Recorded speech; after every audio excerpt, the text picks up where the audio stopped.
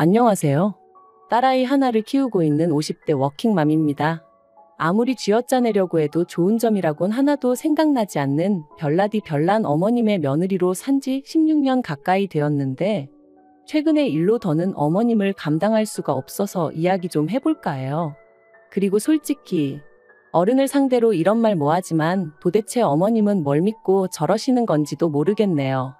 물론 가진 거 없다고 부모가 아닌 것은 아니지만 저도 오죽하면 이런 말을 하겠어요? 남편과는 지인의 소개로 만났고 연애를 시작한 지 2년 만에 결혼 이야기가 나왔습니다. 남편이 먼저 저 좋다고 죽자사자 쫓아다녀서 시작한 연애였고 결혼 이야기도 남편 입에서 먼저 나왔죠. 당시 저는 서울에서 여대를 졸업한 뒤 바로 취업에 성공해 회사를 다니는 중이었고 남편은 작은 식당을 운영하고 있었어요. 그래서 저는 연애를 시작하던 당시만 하더라도 남편보다 제 조건이 소위 딸린다고 생각해 본 적은 없었거든요. 그런데 프로포즈를 하면서 남편이 말하길 어머님이 예전부터 남편이 결혼할 때 무조건 24평짜리 아파트 한 채를 해주겠다 하셨다는 거예요. 그리고 저도 사람인데 그 소리 듣고 기분이 안 좋을 리는 없었죠. 남편이 그 정도를 해올 거란 기대를 하고 있던 게 아니었기에 놀라기도 했었고요. 그런데 문제는 그 아파트를 이유로 언젠가부터 어머님은 계속해서 남편이 믿지는 장가를 간다는 식으로 말씀을 하셨습니다.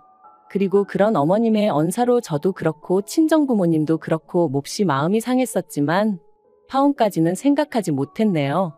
당시만 하더라도 그 정도 유세는 받는 쪽에서 좀 참아야 한다는 생각이 저변에 깔려 있었거든요. 게다가 친정어머니께선 어쨌든지 간에 남편만 제 편이면 결국 자식 이기는 부모 없다고 저희 시어머니도 별 수 없으실 거라 하시며 남편하고 잘 지내라는 말씀을 몇 번이나 하시더라고요.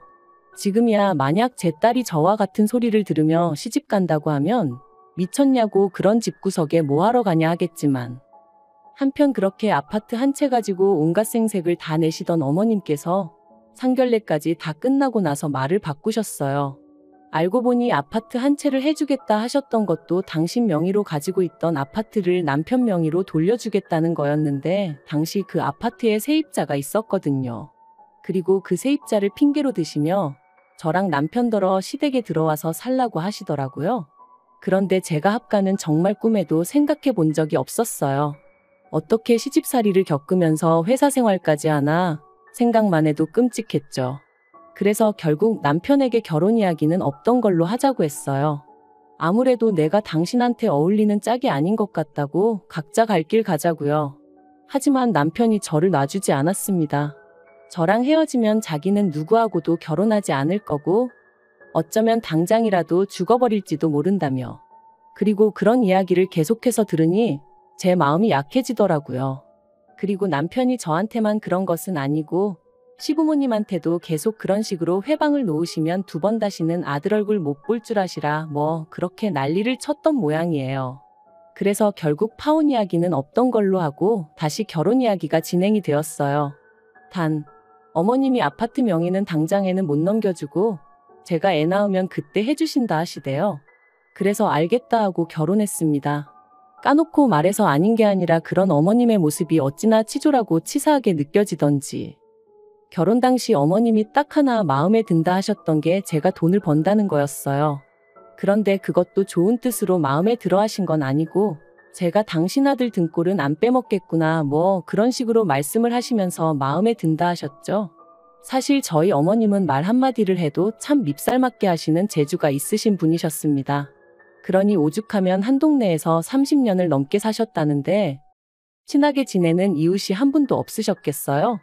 하지만 제가 임신 소식을 전하니 대번에 하시는 말씀이 당신한테 애 맡길 생각은 꿈도 꾸지 말랍니다. 주변 사람들이 애 봐준 공은 없다고 하더라며 고생은 있는 대로 하고 며느리 눈치 볼 일 있냐 하시면서 말이죠. 그래서 알겠다 하곤 친정어머니한테 부탁을 드리기로 했어요. 당연히 매달 얼마씩 드리기로 했었고요. 그런데 이 소식이 어머님 귀에 들어가자 난리가 났습니다. 애는 엄마가 키워야지 왜 남한테 맡기냐면서요. 남이 아니라 외할머니다. 게다가 친정어머니가 오고 가고 하시면서 봐주시는 거다.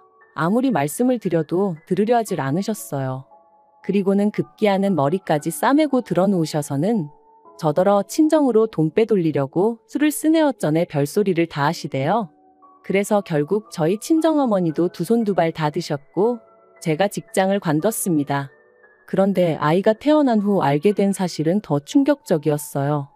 사실 어머님은 저희 신혼 때부터 연락도 없이 수시로 저희 집에 드나드시는 분이셨는데 친정어머니가 손녀 봐주러 오게 되면 당신이 오기 불편하니까 그래서 안 된다고 막으셨던 거더라고요.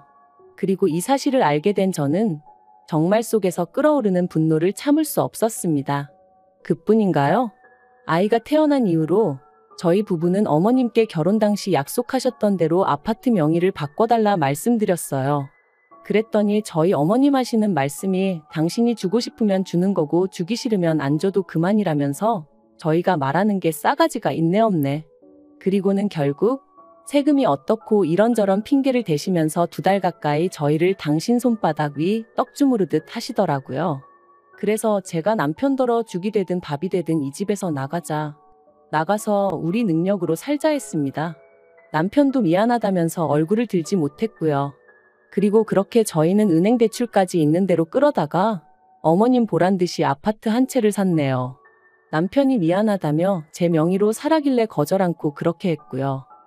한편 저희 애가 초등학교에 들어가던 해였습니다. 남편에게는 아래로 6살 어린 시동생이 있는데 그 시동생이 결혼할 여자라며 예쁘장한 아가씨를 데려왔더라고요. 그리고 듣자 하니 당시 시동생은 직원 수 20명 남짓의 중소기업에 다니고 있었는데 그 회사 대표 딸이라나요? 이 얘기가 나오고 시부모님은 아주 축제 분위기셨어요. 특히나 어머님은 가만히 있는 저를 들먹이시며 그 아가씨는 말하는데도 아주 야무지고 똑부러지더라.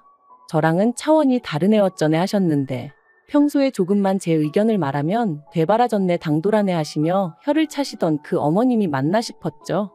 하지만 그 무렵엔 저도 어느덧 시집 온 지 10년 차였고 어머님의 말 한마디로 울고 웃고 하던 시기는 어느 정도 지났을 때였거든요.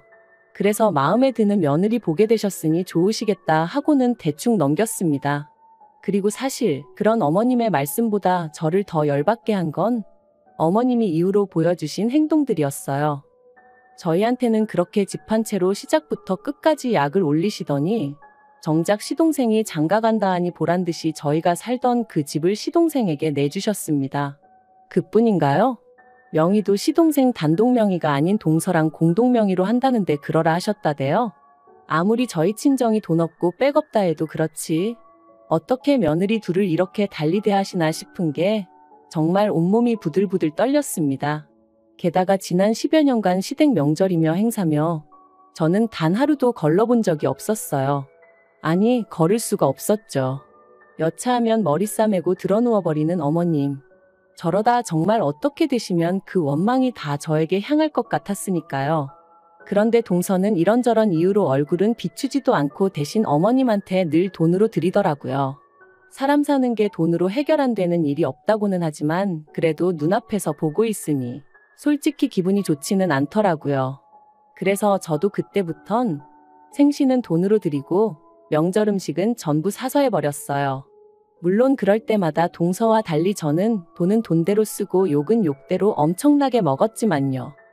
그런데 그렇게 시동생이랑 동서랑 결혼한 지 3년째 되던 해 어머님이 정말로 쓰러지셨습니다. 뇌졸중이었죠.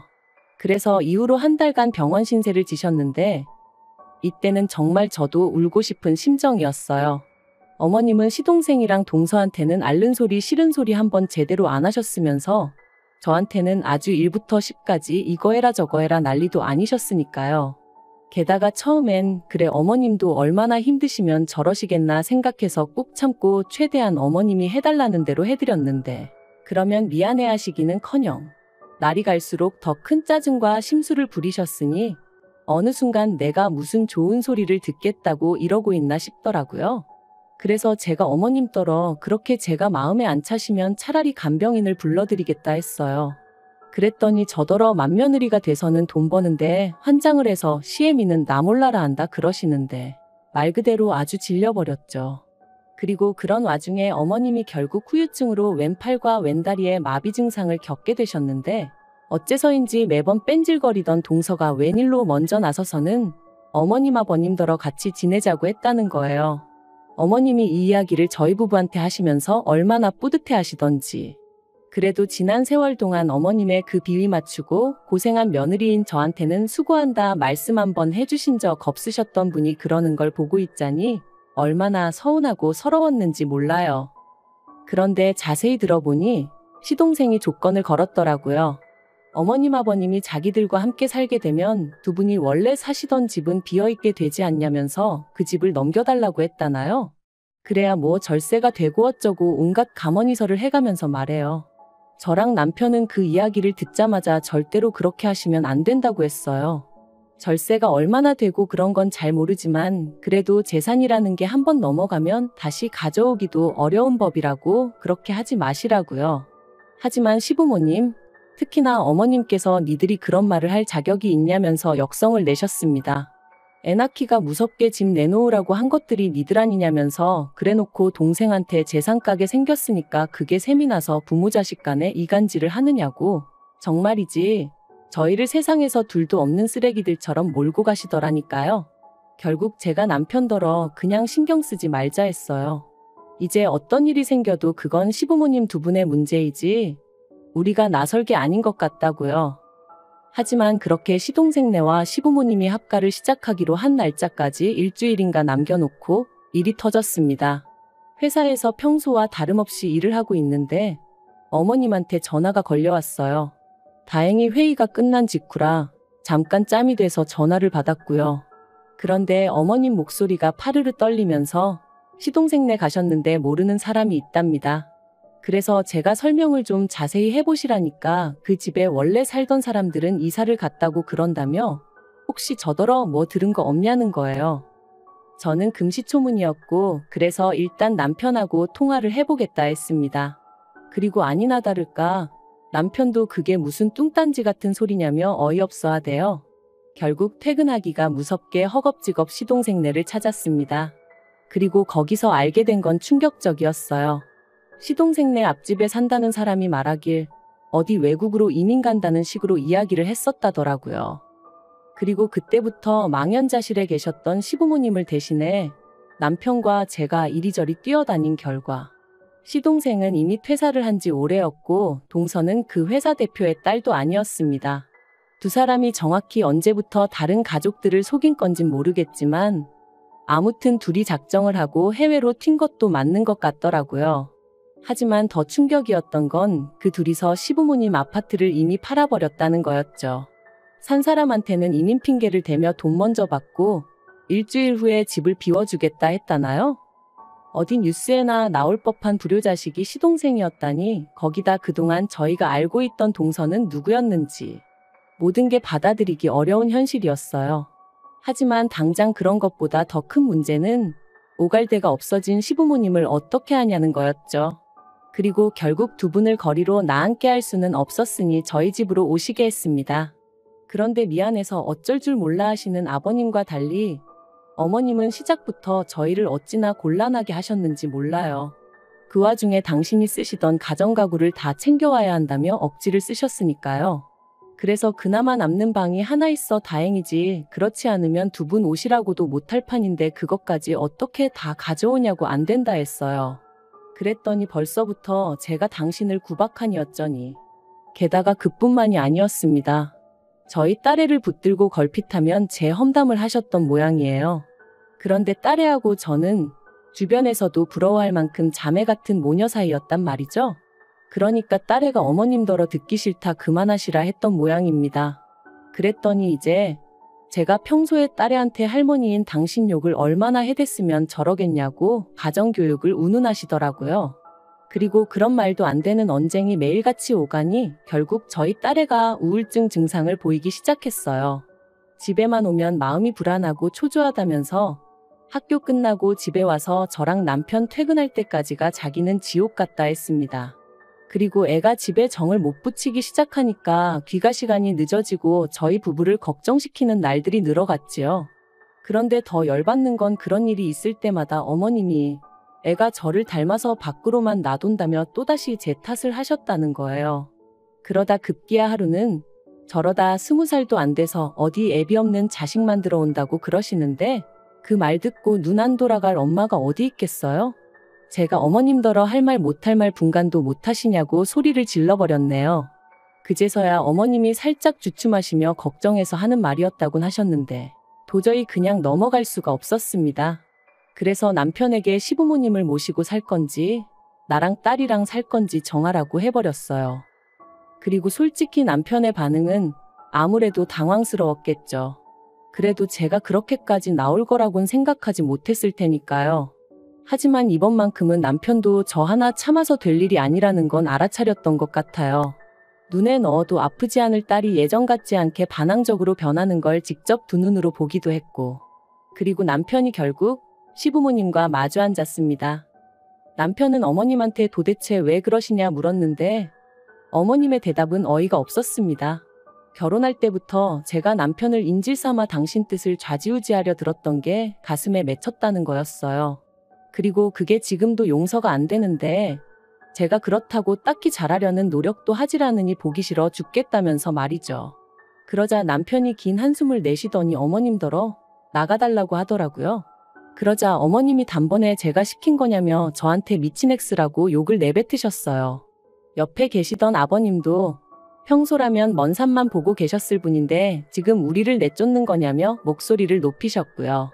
그래서 저도 맞다고 악을 썼습니다.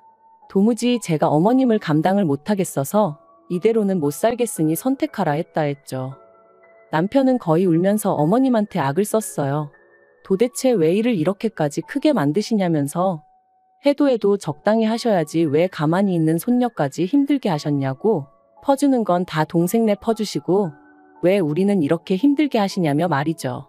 그리고는 남편이 당분간은 원룸이든 뭐든 구해드릴 테니 두 분은 거기서 지내시다가 시동생네 찾게 되면 그리 옮겨가시라 하대요. 그게 자기가 해드릴 수 있는 마지막 배려라면서요. 그제서야 어머님께선 네가 어떻게 우리한테 이러냐며 바닥에 주저앉아 어린아이처럼 우셨고, 아버님은 아버님대로 말도 안 된다며 세상에 이럴 수는 없다 하셨지만 저는 더는 두 분에게 휘둘리고 싶은 마음이 없었기에 방으로 들어가 버렸어요. 그리고는 머리끝까지 이불 뒤집어 쓰고 귀 막고 그러고 있었죠. 이후로 얼마간의 시간이 흘렀을까? 어두운 안색으로 남편이 방에 들어와서는 제 머리를 쓰다듬으며 그간 고생 많았다 하는데 저도 그제서야 정말 눈물이 주룩주룩 쏟아지대요. 굳은 살이 박힌 대로 박혀서 이제 웬만한 일에는 상처를 안 받는다고 생각했는데 그렇지도 않았나 봐요. 그리고 결국 남편은 작정이라도 한 듯 일주일도 채 되지 않아 원룸을 구했다며 시부모님을 모시고 나갔습니다. 솔직히 두 분의 뒷모습을 제가 보면 마음이 편치 않을 것 같아 저 없을 때 모시고 나갔음 했는데 다행이었죠. 어머님은 거동이 불편하시다 보니 아마 아버님이 제일 이래저래 고생을 하실 것 같아요. 그걸 생각하면 아버님 신세도 딱하다 싶긴 합니다만 제가 누굴 걱정할 상황은 아니었으니까요. 아무튼 이후로 저희 가정에는 다시 평화가 찾아왔습니다. 집에 와선 방에만 처박혀 있거나 눈치 보기 급급했던 딸이 예전처럼 거실에서 TV를 보고 엎드려 숙제도 하는 모습을 보고 있으니 솔직히 시부모님에 대한 걱정이나 죄송한 마음보다는 두 분을 내보내길 잘했다는 생각뿐이네요. 다만 남편 속이 정말 어떨지는 알 수가 없었으니 그게 마음에 걸리긴 합니다만 그래도 뭐 결국 제 인생과 제 행복은 제가 스스로 만들어야 하는 거니까요. 이만큼 참고 희생하고 살았으면 충분했다고 봐요. 시동생네 일도 더는 신경 쓰고 싶지도 않습니다. 저희 가족 먹고 사는데 이 정도면 문제 없으니 괜한 일에 더는 얽히기도 싫고 시간 낭비, 체력 낭비도 하기 싫으네요. 어차피 저희가 뭘 해드려도 고마워하시는 일도 없으시고 그러니 두 분이 알아서 잘 헤쳐나가시리라 믿어요.